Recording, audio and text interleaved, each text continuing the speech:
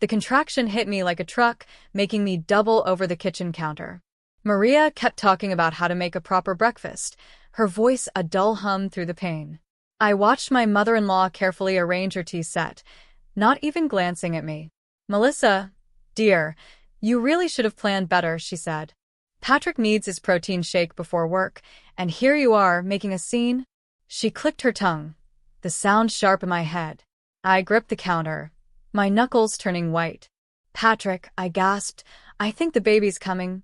My husband didn't look up from his phone. "Mom's right. You've been slacking lately." Another contraction hit, stronger this time, and I couldn't hold back a cry. I grabbed my phone, 4 minutes between contractions.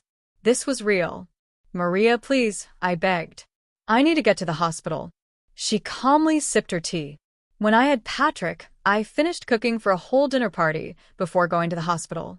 Women these days are so dramatic. The room spun. My hands shook as I reached for my phone, but it slipped and crashed to the floor.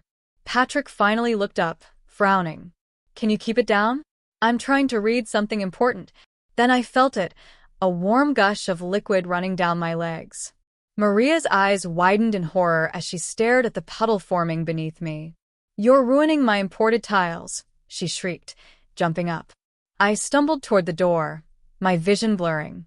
The pain was unbearable, but something else was growing inside me. Something cold. Something sharp. I looked at Patrick, still focused on his phone. I looked at Maria, already on her hands and knees scrubbing the floor. And something in me snapped. "I'll drive myself," I said, grabbing my hospital bag. Patrick barely glanced up. "Don't forget to pick up my dry cleaning on your way back." I made it to my car, every step agony, both physical and emotional. As I pulled out of the driveway, I saw Maria through the window, scrubbing furiously. That was the moment. The exact moment I decided they would both pay for this. I didn't know how yet, but as my baby fought to enter this world, I made a promise to both of us. This would be the last time they treated us like we were nothing. Another contraction hit as I turned onto the main road, but this time, I didn't fear the pain. I welcomed it. It fueled something new inside me, something that would change everything. For days after bringing Olivia home, I sat in the living room, cradling her in my arms while Maria rearranged my furniture again. The sound of wood scraping against the floor made Olivia stir, but Maria didn't stop. She kept pushing the armchair, determined. "This space needs proper arrangement," she said, wiping sweat from her brow. "No grandchild of mine will grow up in a chaotic home." The front door opened, and Patrick walked in, dropping his briefcase by the entrance. "Mom, I thought you'd be home by now." "I'm helping your wife bring some order to this place," Maria said, eyeing the bookshelf. "Look at these novels, so dusty. When I was a new mother." I stood up carefully, holding Olivia close. "We were just about to feed and rest," I interrupted. Patrick checked his watch. "Before you do that, could you iron my shirts for tomorrow?" "Mom's right, this place is a mess." I looked around at the spotless living room, then down at my tiny daughter, not even a week old.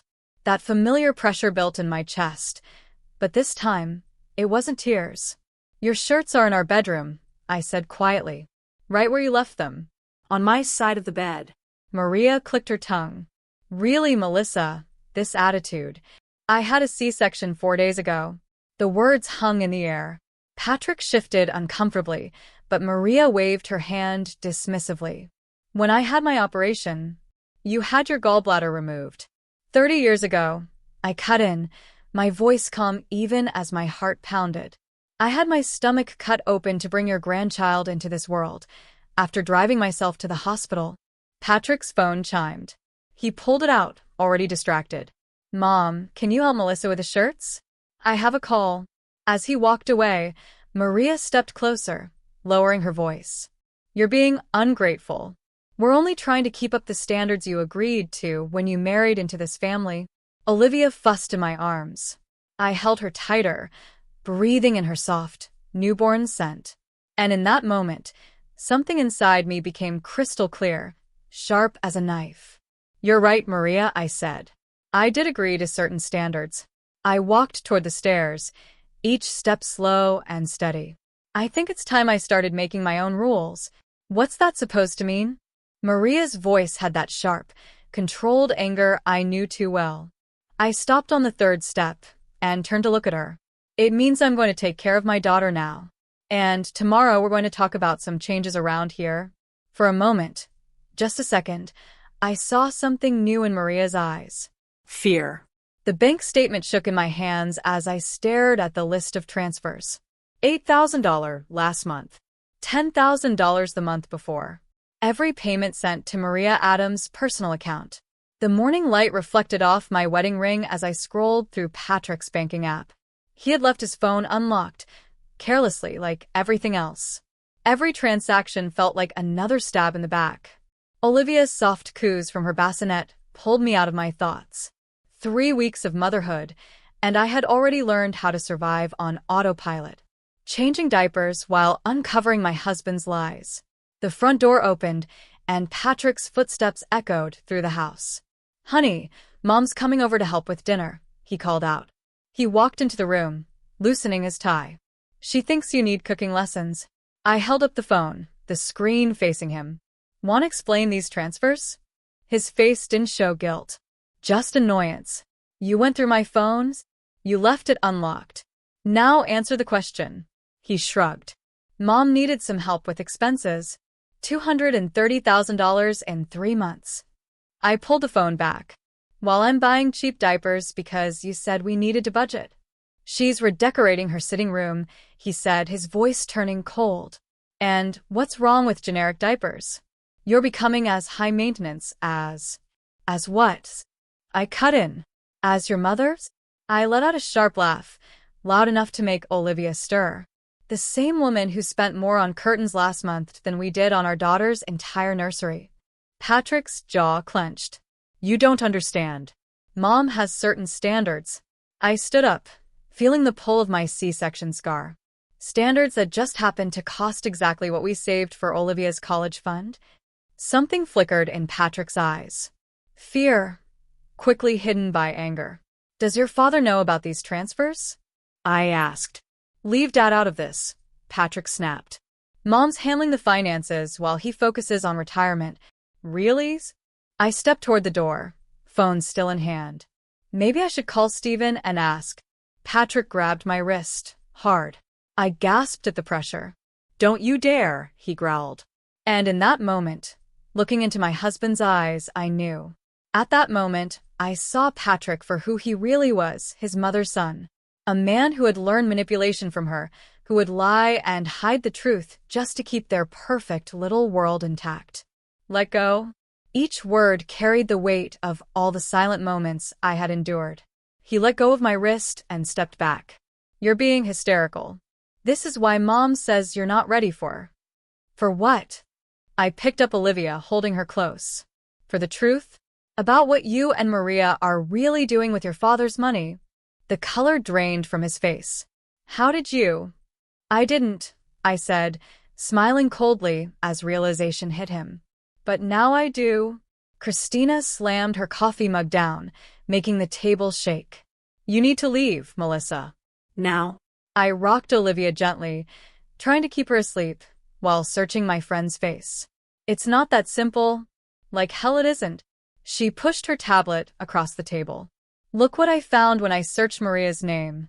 The screen showed court records from 17 years ago, a sealed case for financial fraud. Below that were 3 businesses that had mysteriously gone bankrupt. Maria Adam was listed as their financial advisor. "There's more," Christina said, her voice lowering. "Steven's company is being audited. The timing of those money transfers matches exactly when the investigation started." My mouth went dry. They were hiding money. Olivia stirred in my arms. I held her closer, breathing in her soft newborn scent, trying to steady myself. The front door opened. Then came the sharp click of Maria's heels against the hardwood floor. Christina quickly grabbed her tablet, but not before Maria stepped into the doorway. Her practiced smile faltered for just a second when she saw my friend. "I wasn't aware we had company," she said, her eyes flickering toward the tablet. "What are you ladies discussing?" "Bankruptcy law," I said, meeting her gaze. It's interesting how some people hide money during audits. The color drained from Maria's face, but her smile didn't fade. Such a depressing topic for new mothers. Patrick tells me you've been emotional lately, maybe even struggling with postpartum issues. Christina stood up, gathering her things. Actually, we were just discussing Melissa's options. Options? Maria's voice was sharp now. For protecting herself, Christina said, squeezing my shoulder before leaving. Maria stayed in the doorway, tapping her manicured fingers against the frame. You know, dear, she said, her voice dripping with fake concern, mothers who suffer from postpartum depression often lose custody of their children, especially when they make wild accusations about respected family members. The threat hung between us. I thought about the documents Christina had shown me, about Patrick's lies, about Stephen, who had no idea what was happening, and about my daughter, sleeping peacefully against my chest. You're right, Maria, I said, standing carefully while cradling Olivia. I should rest. Doctor's orders. Maria nodded, satisfied. I'll tell Patrick you're unwell. Maybe he should stay at our house tonight. I waited until I heard Maria's heels click down the hall before pulling out my phone. 3 quick texts. One to my lawyer. One to Stephen's office, asking for an urgent meeting. One to Christina. Start the plan tonight. Her reply came instantly. Already on it. Pack light. Delete this message. I erased the conversation and looked down at Olivia, feeling the weight of what was coming. Maria thought this was just another game. But she had forgotten one thing. When a mother protects her child, she doesn't play games. She plays to win. The locksmith's van pulled away just as Patrick's car turned onto our street. I stood by the living room window, my heart pounding. Olivia slept peacefully in her carrier beside me. Patrick tried his key once, then twice, then a third time. Finally, he rang the doorbell. Then came the pounding. Melissa, open the door. His voice was sharp, angry. What the hell is this? I pressed the intercom button. Your clothes are in bags on the porch. Take them to your mother's. You changed the locks? Have you lost your mind? More pounding. Let me in. This is my house too. I kept my voice calm. Actually, it's my house. Check the deed. A gift from my parents, remember? The one you and Maria tried to get me to put in your name for tax purposes. His phone call to Maria was immediate. Predictable. Within 15 minutes, her car screeched into the driveway. Melissa Adam. Her voice was sharp enough to cut glass. Open this door right now, or I'm calling the police. Go ahead. I shifted Olivia to my shoulder as she stirred.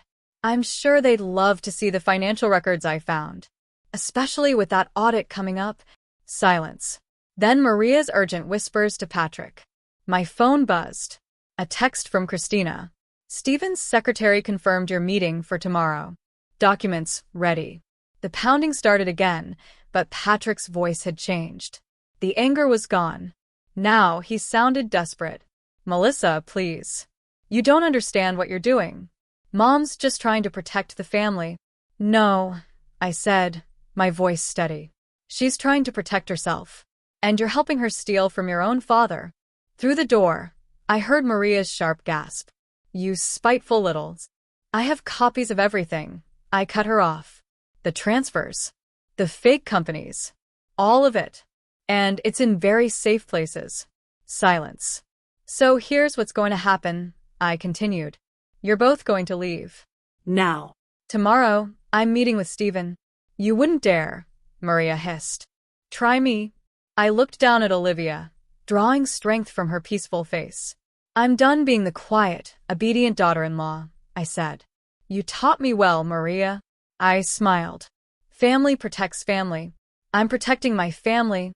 Patrick's last attempt was barely a whisper. She's my daughter too. Then prove it, I said. Tell your father the truth, or I will.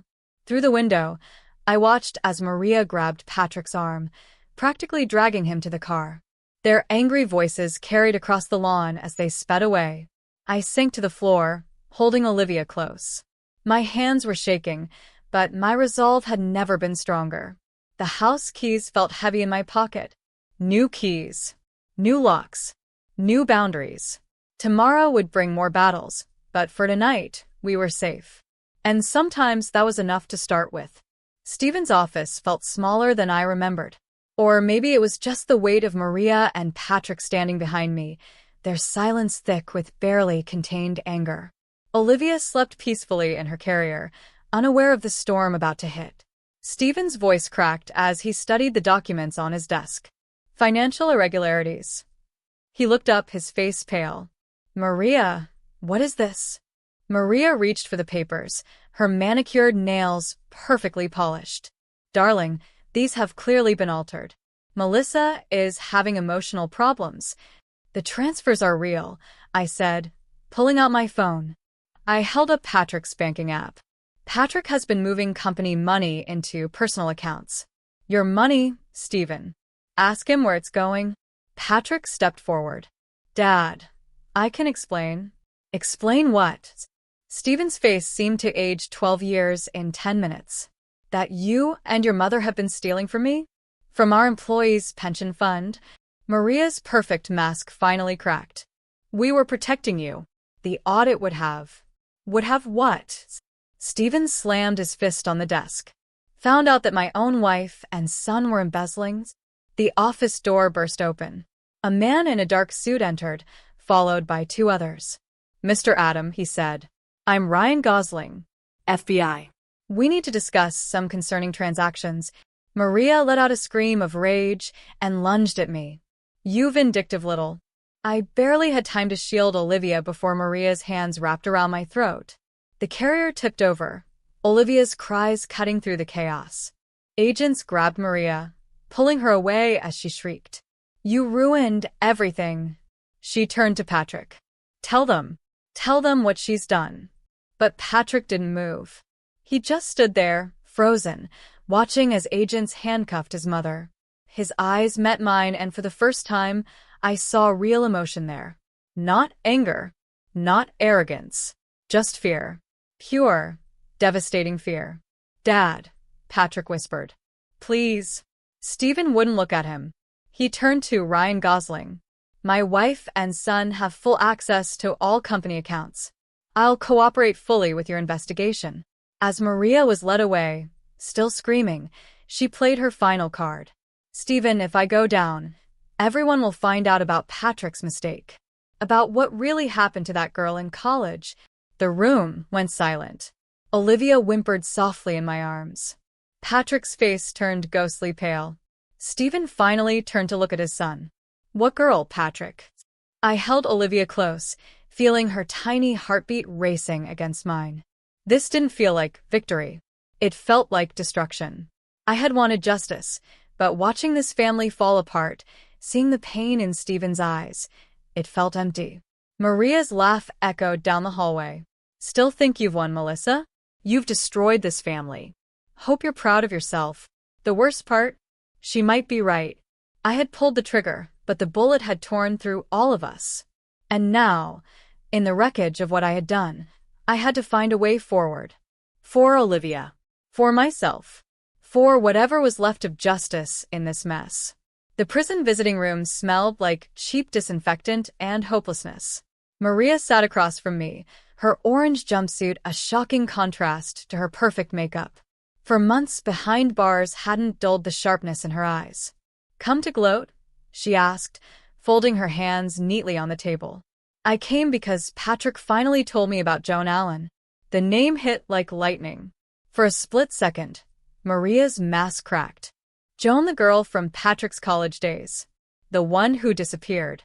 You don't know what you're talking about, she said, her voice tight. I placed a manila envelope on the table.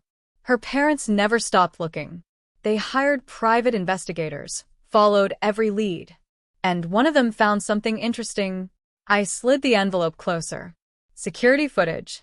From the night Joan vanished. A car. Your car, Maria. Her laugh was cold. Is that why you're here? To threaten me with old stories? I met her stare. I'm here because I finally understand. Patrick didn't just help you steal money. You helped him cover up something worse. That's how you controlled him all these years. Maria leaned in, her voice dropping to a whisper. My son made a mistake. I protected him. That's what mothers do. No, I said, leaning in too. That's what monsters do.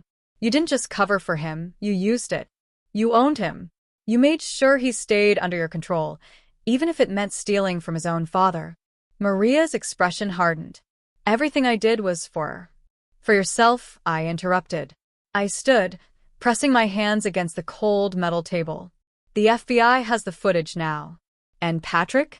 He's talking. The color drained from her face. He wouldn't dare. He already has, I said. Turns out, when you threatened to expose his secret to get more money last month, he recorded the conversation. I tilted my head. Self-preservation. You taught him well. Maria lunged across the table, but the guards were faster. They grabbed her as she screamed. He's my son. I own him. I gathered my things, watching her struggle. Not anymore. I turned to leave, then paused at the door. You know the difference between us, Maria? I protect my child by teaching her to be better. You destroyed yours by making him just like you. Maria's screams echoed down the hallway, but they didn't reach me anymore. Outside, Christina waited in her car. Olivia was sleeping peacefully in the back seat. How did it go? She asked as I slid into the passenger seat.